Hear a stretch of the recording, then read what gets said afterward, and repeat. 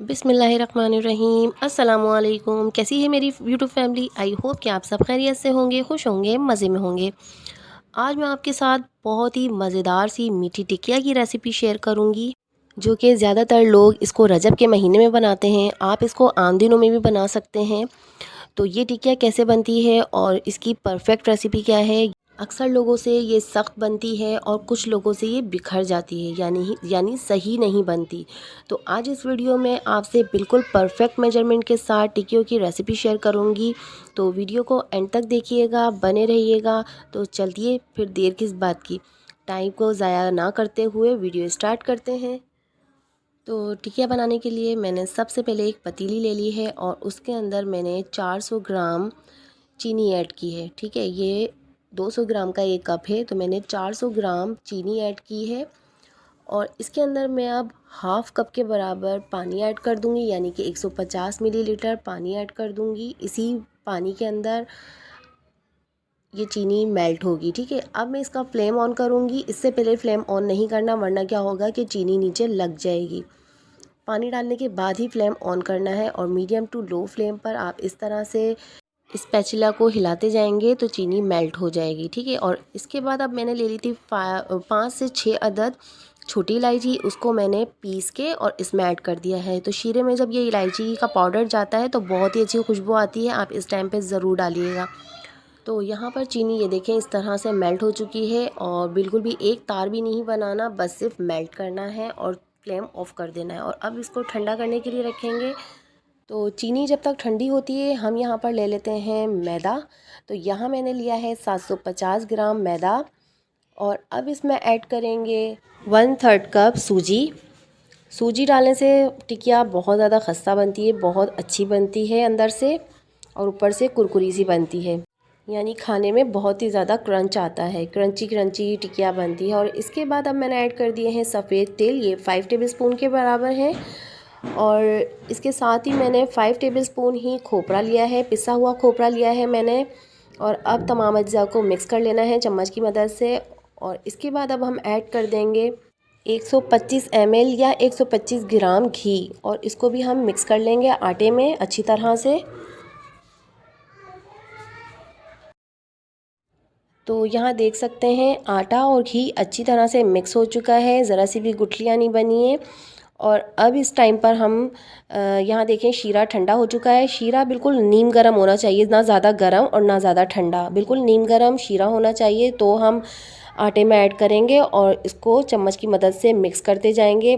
और इस तरह से ये देख सकते हैं, इस तरह का आटा हमें चाहिए, थोड़ा सा सॉफ्ट होना चाहिए, क्योंकि जब हम इसको रेस्ट देंगे तो ये सूजी फूलेगी। ठीक है, और ये सख्त हो जाएगा आटा। और अगर आप सख्त ही गूँधेंगे तो मज़ीद सूजी फूलने के बाद और ज़्यादा सख्त हो जाएगा। तो इस अब मैं इसको रख दूँगी 1 घंटे के लिए किचन काउंटर पर ही, ताकि इसको रेस्ट मिल जाए। तो यहाँ देख सकते हैं 1 घंटा पूरा हो चुका है और सूजी फूलने की वजह से आटा सख्त हो चुका है। तो अब मैं फिर से निकालूंगी इसको और किचन काउंटर पे रख कर इसकी मलाई करेंगे हाथों की मदद से। तो 10 से 15 मिनट इसकी मलाई करनी है अच्छी तरह से, ताकि ये फिर से सॉफ्ट हो जाए। तो यहाँ देख सकते हैं जितनी मलाई हो रही है उतना ही अच्छा, यानी कि उतना ही सॉफ्ट होता जा रहा है आटा और बिल्कुल मलाई की तरह हो चुका है ये आटा। अब हम इसको फिर से बॉल में रख लेंगे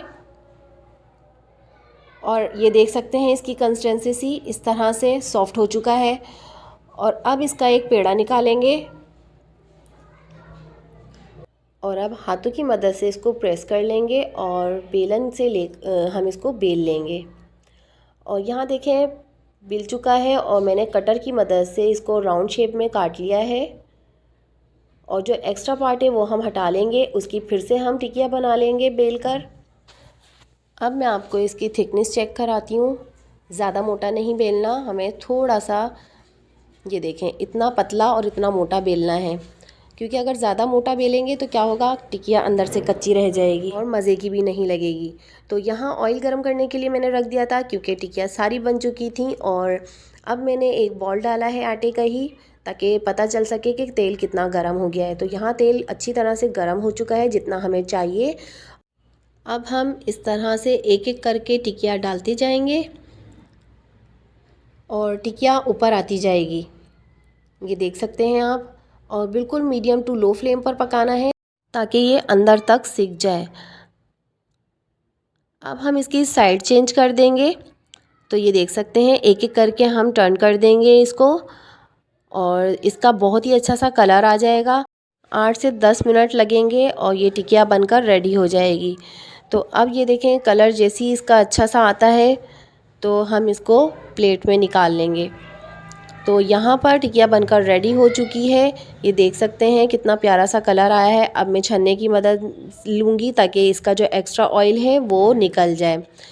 तो अभी तक आपको मेरी ये रेसिपी पसंद आई है तो मेरी रेसिपी को लाइक कर दें और मेरे चैनल पे नए हैं तो आप मेरे चैनल को सब्सक्राइब कर दें। इससे क्या होता है कि हमारी हौसला अफजाई होती है।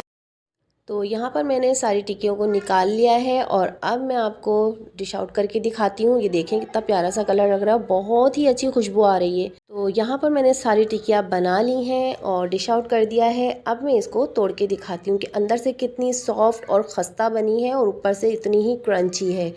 ये देख सकते हैं आप। तो आप ज़रूर ट्राई कीजिएगा इस रेसिपी को और अपना फीडबैक लाजमी दीजिएगा अपना प्यारा सा कमेंट करके। तो मिलते हैं एक नई रेसिपी के साथ। तब तक के लिए अपना और अपने प्यारों का बहुत सारा ख्याल रखिएगा। मुझे दुआ में याद रखिएगा। अल्लाह हाफिज़।